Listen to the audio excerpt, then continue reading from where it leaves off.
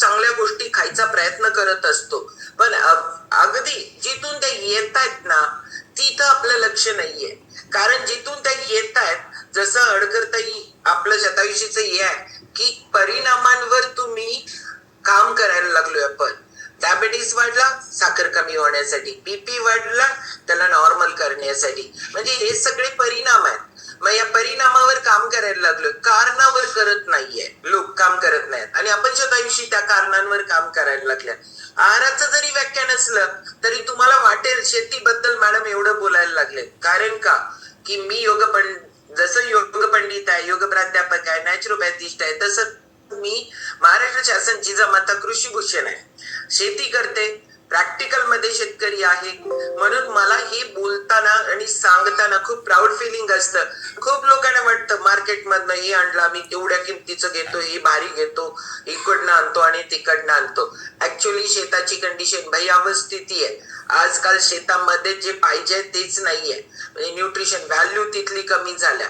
आणि माझं एक वाक्य नेहमी आहे, जे जमिनीत नाही आहे ते पिकात येणार नाही, जे पिकात नाही आहे ते तुमच्या ताटात नाहीये, आणि जे ताटात नाहीये ते पोटात येणार कुठून. आणि तुम्ही अपेक्षा ठेवता कशी की माझं बॉडी माझ्या पद्धतीनं वर्क केल्यानंतर ते ओके होईल असं. तर ही सगळी स्थिती एकदम वाईट आहे.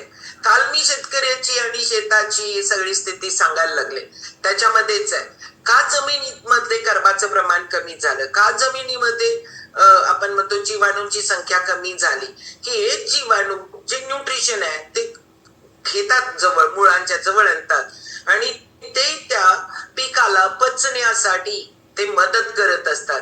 जे न्यूट्रिशन आहे ते घेणं, आपण कसं सेल्युलर न्यूट्रिशन घेतो ना, जसं आपलं शरीर सेल्युलर न्यूट्रिशन घेत आहे, तसं हे सगळं खत आणि हे जरी जमिनीत टाकलं तरी ते त्या मुळापाशी त्याला पचवून आणण्यासाठी आणि ते त्यांना शोषण करण्यासाठी जीवाणूंची संख्या खूप महत्वाची असते.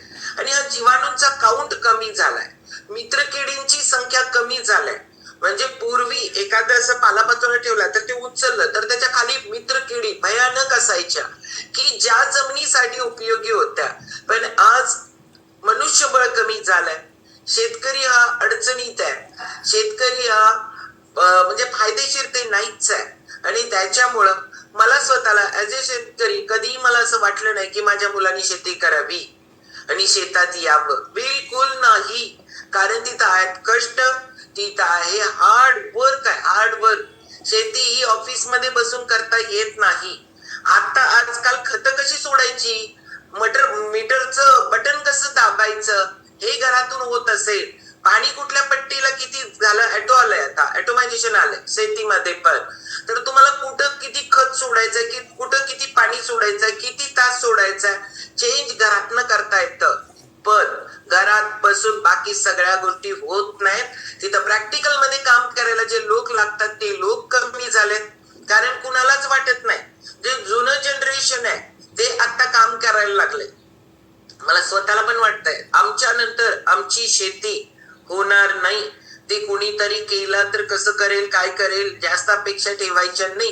कारण नेक्स्ट जनरेशन शेतामध्ये काम करायला कोण येत नाही. कारण शेतामध्ये काम करायला लागलं तर ऊन लागतं, पाऊस लागतं, स्किन काळवंटते, लय लोक काळजी करतात, उन्हात जाताना कोट बीट घालता इथं, आणि मग तिथं दिवसभर उन्हात काय करणार, कोण छत्री घेऊन उभा राहणार नाही आहे ना. त्याच्यामुळं प्रॅक्टिकल मध्ये शेतात काम करायची संख्या लोकांची कमी झाली, लोक मिळेना, त्यामुळे यांत्रिकीकरण आलं आणि तसंच जादा केमिकलचा वापर झाला. कारण पूर्वी शेतामध्ये तण उगवलं तर ते काढायला माणसं असायचे. आज शेतामध्ये तण उगवलं, उगवायच्या आधीच तणनाशकाचा स्प्रे होतो आणि ही तणनाशक जीव घेणी आहेत. कारण याच तणनाशकांच्या कंपन्यांवर कॅन्सर होतो म्हणून कितीतरी लोकांनी दावे ठोकलेत आणि कितीतरी लोकांची भरपाई दिलेत, पण ती औषधं काय मार्केटमधनं कमी झालेली नाहीये. आजकाल कुठेही गेला तरी लोक, हा शेतकऱ्याच्या समोरचा जिवंत प्रश्न आहे की त्याच्याकडं मनुष्यबळ कमी पडते पण शेतात तणाची संख्या जी आहे ती वाढते. आणि त्याच्यामुळं त्याला ते नाइलाजास्तव का होईना त्याचा वापर करायला लागलाय. पण त्याचा विलाज हा आपल्यासाठी जीव घेणं आहे. हा आपल्याला प्रॉब्लेमॅटिक आहे. की मी काल बोलताना बोलले की निसर्गाचं जे काही आहे ना लहरीपणा, हा निसर्गाचा लहरीपणा, इथं असणारे शेतकऱ्यांच्या समोरचे ज्वलंत प्रश्न, आणि याच्यामुळं आजकाल शेतामध्ये केमिकलचा वापर, पेस्टिसाइडचा वापर, तणनाशकांचा वापर, बुरशीनाशकांचा वापर हा प्रमाणापेक्षा जास्त वाढलेला आहे. आणि जे काही तण उगवू नये म्हणून शेतावर दिलंय ते कळत न कळत पीक पचवतंय, तेच तुमच्याकडे येतंय. आणि आपण आजकाल म्हणतोय की एवढं होतं का की पूर्वी फर्टिलिटीचे एवढे प्रॉब्लेम्स होते का? नव्हते. हे सगळंच्या सगळं तुमच्या पूर्ण जीन्सला डिस्टर्ब करून टाकायला लागलंय, आणि त्याचे परिणाम आहे की आपलं आरोग्य ज्यादा धोक्यात चाललंय. की याचं नॉलेज हे सगळं हा विचार केला. मी पहिला जेव्हा मला कॅन्सर झाला त्यावेळेला डॉक्टरांच्याकडे माझा एकच प्रश्न होता की माझ्या सासरी किंवा माहेरी आतापर्यंतच्या हिस्ट्रीमध्ये कुणाला कॅन्सर नाहीये आणि मलाच का झाला, हा माझा पहिला प्रश्न होता. पण माझ्या डोकीमध्ये नव्हतं की मी एचडीपी पंपांना स्प्रेइंग करायला लागले. आता तर याच्याही पेक्षा भयानक कंडिशन आल्या. ड्रोनद्वारे स्प्रेइंग होत आहे. ड्रोनद्वारे स्प्रेइंग झाल्यानंतर तुम्हाला काय वाटतं फक्त पिकावर जाणार आहे का? ते जाणार आहे कितीतरी हवेत सगळं चाललं. त्याच्यामुळं हे अजून भयानक कंडिशन येणार जर आपण जागे नाही झालो तर. आपल्याला जाग होण्याची गरज आहे. आपल्याला या सगळ्या गोष्टींचं तुम्हाला ज्ञान पाहिजे. हे ज्ञान देण्याचा उद्देश आहे या आजचं व्याख्यान चालू करण्याच्या आधी. कारण आपण प्रयत्न करायला लागलोय तो तुमचा प्रयत्न तुटपून जा असू नये. तुमचा प्रयत्न प्रॉपर असायला पाहिजे. आहे त्या अज्ञानामध्ये सुख शोधू नका, ज्ञानी व्हा. कारण अज्ञानामध्ये मला स्वतःला कॅन्सर झाला ना त्यावेळेला मी अज्ञानी होते. मी सकाळी एवढे स्प्रे करायला लावायचे ना, 4 गडी माझ्याकडे कामाला होते की जे स्प्रेइंग साठी होते फक्त सकाळी 2 ते 3 तास आणि संध्याकाळचे 3 तास. मी सांगितले ना 40 एकर शेती नॉट ए जोक. कारण आणि प्लॉट सगळे माझे मोठे मोठे. एक कटिंग झालं ना स्प्रे लागतोय त्याला, माहितीये का तुम्हाला? आज वांगी कट केली तर आज वांग्याला जर मी कीटकनाशकाचा स्प्रे, बुरशीनाशकाचा स्प्रे नाही दिला तर जिथं कट होतं तिथं इन्फेक्शन चालू होतं. आणि त्याच्यामुळे तो द्यावाच लागतो शेतकऱ्याला. आणि आपण एवढ्या आनंदानं तेच वांगी मिटक्या मारून खात असतो की आपल्याला काय माहिती त्याच्यावर एवढं वांगा असतं ते उद्या एवढं होणार असतं.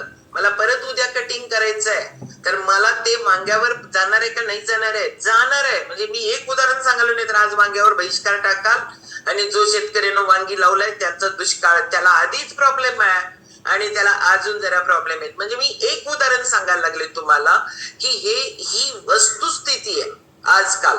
त्यामुळं आपल्याला थोडं जास्त चोखंदळ राहावं लागेल, थोडं जास्त केअरफुली आपल्याला काम करावं लागेल.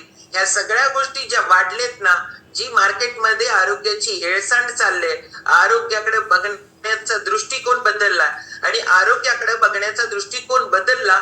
आपल्याला कुठल्याच प्रश्नाचं उत्तर सापडत नसेल तर आपल्या प्रश्नाचं उत्तर आहे फक्त आणि फक्त डॉक्टर. कारण का? आपल्याला माहितीये आपल्याला काही झालं तरी डॉक्टर बरे करतात. कारण मेडिकल सायन्स प्रॉब्लेम जेवढे वाढतील तेवढे सायन्स त्याच्यावर रिसर्च करतं आणि ते तुम्हाला कसं वेदनारहित आणि ते तुम्हाला कसं वाचवू शकेल, प्रॉब्लेम सहित वाचवू शकेल ह्याच्यावर काम करायला लागले. डॉक्टरांना पण माहिती असतं ही गोळी दिल्यानंतर या व्यक्तीचा ब्लडचा पीएच चेंज होणार आहे, त्याला ऍसिडिटी वाढणार आहे. या सगळ्या गोष्टी त्यांना पण माहिती असतात. त्याच्या बरोबर त्यांना तुम्हाला अँटासिड द्यावी लागते. तसंच आहे हे सगळं सगळ्यांना माहिती आहे. पण आता मेन एम काय आहे? समोरच्या व्यक्तीचा सध्या चालू असलेला प्रॉब्लेम हा सॉल्व्ह करणं. नंतरच्या प्रॉब्लेमकडे नाही, कधी येईल त्यावेळेला जावा त्यांच्याकडे. त्याच्यामुळं हे प्रत्येक जण हतबल आहोत, आपण हतबल आहोत. म्हणून आपल्याला या सगळ्या गोष्टींवर प्रॉपर लक्ष देऊ, प्रॉपर काम करू. कारण आपला एम आणि शतायुषीचा एम हा एकच आहे की तो म्हणजे तुम्हाला होईल तेवढं जे करता येईल ते करा. कारण का की तुम्हाला काय करता येईल ते करा. 2 वर्ष अश्विनी ढाळे सायटिकाच्या प्रॉब्लेम न त्रस्त आणि त्यांना माहितीच नाही सायटिक आहे. आता डॉक्टरांच्याकडे गेल्यानंतर यांनी सांगतायत माझा पाय दुखतोय, माझा पाय दुखतोय. आता डॉक्टरांना यांची लाईफस्टाईल समजून घ्यायला वेळ आहे का? नाही. कारण होमिओपॅथी वाले फर्स्ट टाइम 2 तास घेतात तुमचे, पण वेळ नाहीच आहे त्यांच्याकडं. त्यामुळं हे आपल्याला काय प्रॉब्लेम आहे त्याचं निदान, त्याच्यामुळे लाईफस्टाईल या सगळ्या गोष्टींवर शतायुषीचा एम आहे की तुम्हाला होता होईल तेवढं करा. आज मी ज्या गोष्टी सांगायला लागलोय हे कुठं फक्त डोकीत हृदयात ठेवा, पण इथं एवढ्या गोष्टीचं हे करू नका की बाऊ करू नका की जेणेकरून घरातलं सगळं वातावरण बिघडून टाकाल. गाठ मॅडमनी असं सांगितलंय, गाठ मॅडमनी तसं सांगितलंय असं म्हटला की घरातले लोक म्हणतात त्यांच्याकडेच व्यवस्था करा. त्याच्यामुळं आपल्याला आपल्या ज्ञानामध्ये भर पडावी हा उद्देश आहे की तुम्हाला माहिती व्हावं खरं खरं वास्तव खूप वेगळं आहे आणि तुम्हाला दिसतंय खूप वेगळं आहे. आणि ह्याच्यासाठी आपण आज बघणार आहोत, आपण काय ह्याला सुरुवात करणार आहोत. हे आपला विषय आहे, योग आणि आहार.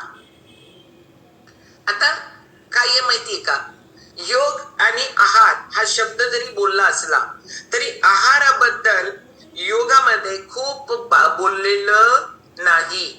म्हणजे ज्यादा विवेचन आहाराबद्दल केलेलं नाहीये. कुठलाही ग्रंथ घ्या, ज्ञानेश्वरी घ्या, गीता, आपलं पातंजली नाहीये, प्रतिपिका, केरण संहिता या 2 थोडंफार विवेचन आहे, ज्यादा नाहीच आहे.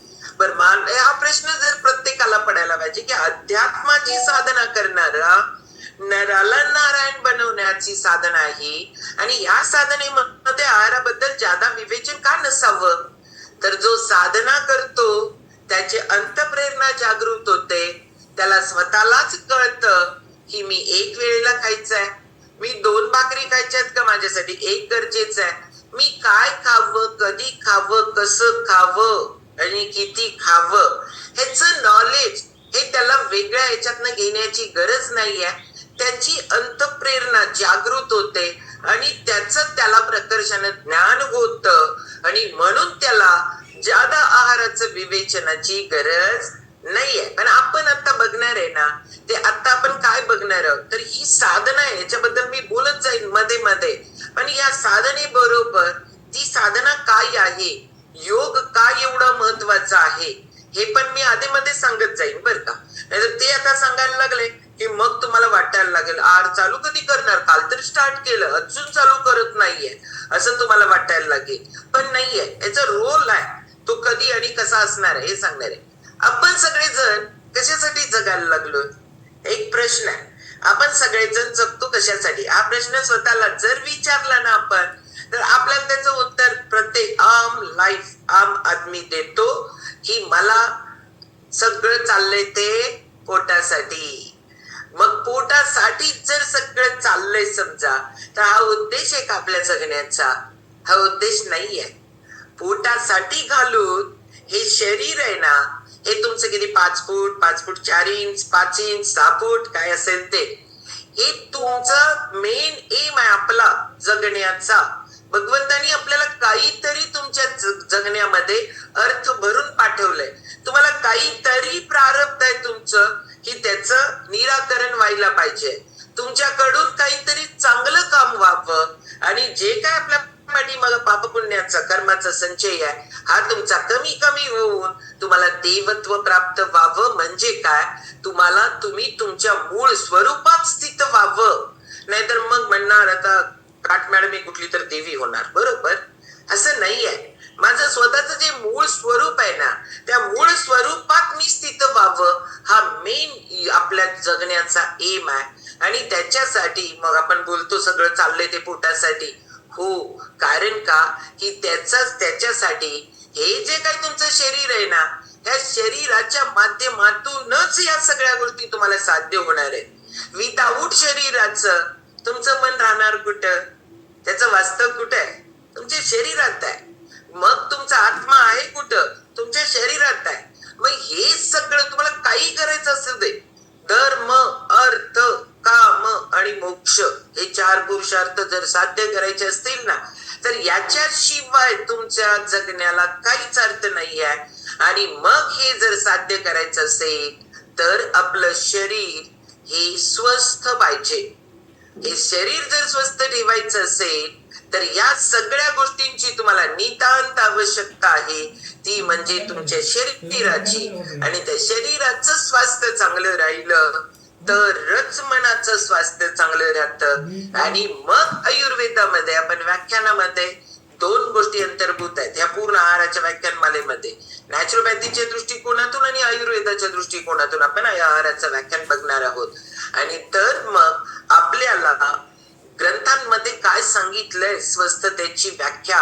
स्वस्थ म्हणजे आपल्याला असं वाटतं माझा वाढलेला बीपी नॉर्मल राहिला की मी स्वस्थ, माझं वाढलेलं शुगर नॉर्मल राहिली की मी स्वस्थ. पण आयुर्वेद स्वस्थाची खूप स्वस्थतेची व्याख्या इतकी डीप मध्ये केलेली आहे. आणि खरंच या सगळ्या गोष्टींचा प्रभाव आपल्या स्वस्थतेवर पडतो. ओके, तर आयुर्वेद सांगते समदोषा समाग्निश्च समधातू मलक्रिया प्रसन्न आत्मा इंद्रियाणी मन प्रसन्न आत्मेंद्रिय मन हा स्वस्थैत्य विधीयते. म्हणजे आपल्या शरीराचं जे काही शक्ती आहे ना ते त्रिदोष आहेत. त्रिदोष वात पित्त कफ ह्याचं प्रमाण ओंजळीमध्ये सांगितलंय. मग त्याचं जे प्रमाण आहे ना, कफ 6 ओंजळी सांगितलंय, पित्त 5 ओंजळी सांगितलंय. हे जे सगळं प्रमाण सांगितलंय हे प्रमाण जे तुमच्या शरीरात पाहिजे ते त्रिदोषांचं वातपित्ताचं प्रमाण समान असेल तर समदोषा, त्याला दोष जरी म्हटलं असेल तरी ती शक्ती आहे. ओके, समाग्निश्च वातपित्ताचं प्रमाण सगळं सम आहे, पाहिजे तेवढं आहे. आणि त्याचा जठराग्नी जर ओके नसेल तर घरात सगळं भाज्यांची तयारी केली गॅस जवळ आणि गॅसची शेगडी तुमची पेटलीच नाही तर पेटताना अगदी टिकटिक पेटली तर भाकरी कशी भाजेल विचार करा. म्हणजे आपल्या शरीरात जे जठराग्नी आहे, जठर आहे, त्याला जठराग्नी म्हटलंय. त्याच्यामध्ये वेगवेगळे एन्झाईम सगळे येत असतात, पाचक रस येत असतात. त्याच जर प्रमाण बिघडलं तर मग तुम्ही एकदम भारी जेवण जरी घेऊन आला, बनवायची तयारी केला, वस्तू घेऊन आला, बनवणारी अगदी सुगरण नसेल तरी पण जे मेन महत्वाचं आहे ते त्याचा गॅस, जी शेगडी ज्याच्यात म्हणजे अग्नी, तर अग्नीच व्यवस्थित नसेल तर म्हणजे समदोषात समाग्निश्च समधातू. फेब्रुवारीच्या पहिल्या आठवड्यात 1 तारखेपासून या धातूंचं काम आणि या धातूंचा होणारा परिणाम रस रक्त मांस मेद अस्थि मज्जा आणि शुक्र हे सप्त धातू आहेत. एक धातू दुसऱ्या धातूंमध्ये कन्वर्ट करत तुमच्या शरीराचं पूर्ण मेटाबॉलिझम, पूर्ण जे व्यवहार आहेत ते सांभाळणारी शक्ती आहे ती. तर त्याचं सुद्धा जे काही आहे ना ते ओके पाहिजे, म्हणजे एकात ना एकात व्यवस्थित कन्वर्ट व्हायला पाहिजे. त्याला पोषक आहे तसं तुमचं अन्न पाहिजे. म्हणजे रस रक्त मांस मेद, एक मेद वाढला तर बघा ज्याचं वजन वाढतं. त्या एक धातूमुळं किती परिणाम होतो आपल्या शरीरावर, म्हणजे एवढा इफेक्ट एक एक धातूतल्या बदलामुळे होत असतो. मग आपल्याला हे धातूंचं हे सगळं काय पाहिजे की ओके चांगलं व्यवस्थित ते किती पाहिजे कसं पाहिजे या सगळ्या गोष्टी तुम्हाला भेटणार आहेत आपल्या कॉलवर. त्यामुळे हे जरी असेल तर समदोषा समाग्निश्च समधातू, धातूंचं प्रमाण समधातू आणि मलक्रिया पण तुमची काय पाहिजे ओके पाहिजे. ज्याचं पोट साफ होत नाही ना, पोट साफ होत नाही, ते पोट साफ न होणाऱ्याला त्याची भूक चांगली राहत नाही. कारण तोंडापासून गुदापर्यंतचा जो प्रवास आहे ना तो जर व्यवस्थित झाला नाही, कुठंतरी ट्रॅफिक जाम झालं, तुमची गाडी पुढे जाणार आहे का? नाही जाणार ना. ट्रॅफिक जाम झालंय, मला इथनं कोल्हापूर पर्यंत जायचं आणि सॉरी इथनं मला पुण्यापर्यंत जायचं आणि कराडपाशी ट्रॅफिक जाम झालंय, तर कोल्हापूरहून गाड्या येणार आहेत त्या काय करणार? थांबणार. त्यामुळे तुमची भुकेवर त्याचा परिणाम होतो. म्हणजे एकंदरीत तुमचं मलक्रिया जर व्यवस्थित नसेल ना तर त्याचा इम्पॅक्ट ओव्हरऑल तुमचं मोठं आतडं, तुमचं लहान आतडं, तुमचं जठर त्याच्याशी रिलेटेड असणाऱ्या ज्या काही तक्रारी आहेत, ज्या काही ऑर्गन्स आहेत की जे त्याला हेल्प करतात, तिथं सगळीकडे ट्रॅफिक जाम, ओरिजिनल त्याचं काम होत नाही आणि त्याच्यामुळे त्याचाच परिणाम आपलं आरोग्य बिघडण्यावर होत. म्हणजे एवढंच आहे का? नाही. त्याच्यानंतर पुढे आयुर्वेद सांगतोय त्याचा आत्मा, हे बघा काही जणांचा आपण म्हणतो ना अतृप्त आत्मा आहे, त्याला किती दिलं तरी त्याला पासच होत नाही. काही असू दे, खूप लोक जे आहे त्याच्यात कधीतरी समाधान मानायला पाहिजे आपल्याला. माझ्याकडे जे आहे त्याच्यावर जर मी समाधान मानले नाही, मी जर हव्यासी नुसतं दुसऱ्याच बघत बसलो आणि मी काय अचीव केलं याच्यामध्ये आनंद नाही आहे, म्हणजे त्याचा आत्मा सुखी आहे का? नाही आहे. मग त्याचा परिणाम त्याच्या आरोग्यावर होतो, त्याच्या स्वस्थतेवर होतो. म्हणजे ज्याचा आत्मा, ज्याचं इंद्रिय, त्याच्या आता पंच ज्ञानेंद्रिय, पंच कर्मेंद्रिय, ही पंच ज्ञानेंद्रिय ही तुम्हाला इतकं ओढत असतात, नको असणाऱ्या गोष्टी ऐकता आणि प्रॉब्लेम, सासून काय बोलली, मैत्रीण काय कुजबुजायला लागल्या, ते माझ्यासाठी असेल बहुतेक, म्हणजे काही आहे ते इंद्रिय तिथं तुम्हाला दगा देतं. ते विनाकारण काहीतरी ऐकायचा प्रयत्न करत असतं, डोळे विनाकारण बघायचा प्रयत्न करत असतात. वेट लॉस करायचा आहे पण इडली लई भारी दिल्या, मग 2च्या ऐवजी 4 खाणार. आता इथं पण एक इंद्रिय तुम्हाला दगाच दिलं ना. शेट्टी सरांचं माझं उदाहरण दिलं मी. आम्ही परवा गेलो होतो ना, मला भारी इडली, 2ची गरज होती, 4 खाल्लोय आम्ही. आता शेट्टी सरांनी किती खाल्ल्यात माहिती नाही तर शेट्टी सर म्हणतील माझं मोजल्या बहुतेक नाही. म्हणजे काय आहे की इथं आपल्याला ही इंद्रिय दगा देतात आणि त्याच्यामुळं तुमची स्वस्थता बिघडते. म्हणजे ह्या सगळ्या गोष्टी, म्हणजे इथं इंद्रिय, इथं आत्मा, इथं इंद्रिय, इथं मन. बघा इथं मन तर मी तुम्हाला सांगतो, आता इथं तर अजून कुठं मन वडाय उभ्या पिकात लढोर, खरंच उपमा तशीच आहे. ते मन कधीही, आपण मनावर खूप काम करायला लागलोय, रिझल्ट एवढे क्लास येत आहेत ना, ह्याचं पूर्ण आणि पूर्ण श्रेय आपण शतायुषी फॅमिली इतरांपेक्षा वेगळी काय.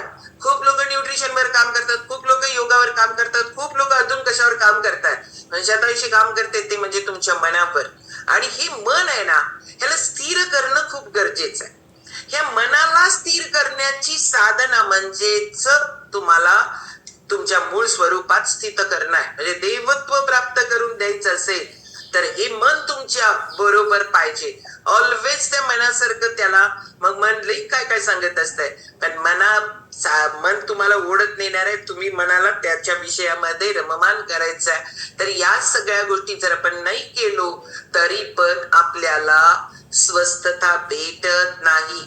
म्हणजे एक स्वस्थता, ह्या स्वस्थतेची व्याख्या एवढ्या डीप मध्ये जर कुठल्या ग्रंथात आणि कुठल्या शास्त्रात असेल तर ते आयुर्वेदात आहे. कारण इतकं क्लास त्याचं म्हणजे वर्णन केलेलं आहे की एवढ्याच गोष्टीचा परिणाम तुमच्या स्वस्थतेवर होतो.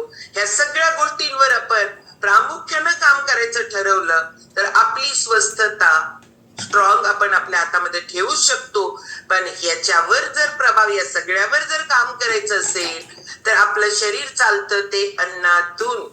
हे जर व्यवस्थित त्याला द्यायला लागलो आपण, त्याच्यातल्या सगळ्या गोष्टी समजावून घ्यायला लागलो तर आपण सगळं करणार आहे ते फक्त आणि फक्त एवढ्या समदोषा समाग्नीच्या समधातू मलक्रिया प्रसन्नात्मा इंद्रिय मन स्वस्थैत्य विधीयते एवढ्यासाठी करणार आहोत. म्हणजे नुसतं स्वस्थतेची व्याख्या आज ऐकायला बसल्यानंतर तुम्हाला वाटेल की मला म्हणजे माझा डायबिटीस जावा, मला वाटेल मला कॅन्सरचे जे माझे साईड इफेक्ट होते ते जावेत, मला काय वाटतंय हे तुमचं थोडं वाटत असेल, पण तुम्ही तुमचं जे व्याप्ती आहे ना ती वाढवा. कारण योग हा कल्पवृक्ष आहे. तुम्ही म्हणजे तुमचं मन हा तुमच्यासाठी भेटलेला तुम्हाला कल्पवृक्ष आहे आणि त्याच मनावर काम करून, त्याच मनाला काय पाहिजे ते देऊन, त्याच मनाकडून तुमची स्वस्थता मिळणार आहे. म्हणजे कल्पवृक्ष कोण आहे? तुम्ही स्वतः आणि तुमचं मन. पण त्या मनाला संस्कार करणं, त्या मनावर चांगल्या गोष्टी बिंबवणं हे आपल्या हातात आहे. या गोष्टींवर जर आपण काम करायचं ठरवलं, एक मला असं म्हणायचं आहे की तुम्ही म्हणजे दीपस्तंभ व्हायला पाहिजे. तुमच्याकडे बघून लोकांनी तुमच्या बोलण्यानं, तुमच्या वागण्यानं, तुमच्या दिसण्यानं लोकांमध्ये चेंज, लोकांना वाटायला पाहिजे तुमच्यासारखं बनावं. पण याच्यासाठी नॉलेज अपडेट करत राहा ऑलवेज. माझ्याजवळ आहे त्याच्यापेक्षा अजून काय करता येईल. कारण किती जन्म लागणार आहेत मला माहिती नाही, किती जन्म लागणार आहेत. कारण भरपूर आपल्याला आयुष्य अजून असं लागणार आहे की जे मला त्या राईट ट्रॅक मध्ये आणण्यासाठी मग माझा दिवस, माझा तास, माझा मिनिट कसा वाया जाणार नाही, की याचा तो समाजासाठी पण उपयोग कसा होईल, त्याच्यासाठी पण आपण काम करू. कारण प्रस्तावनाच एवढी चालल्या तर मग आहाराचं व्याख्यान देणार कधी. चालू झालं आजपासून.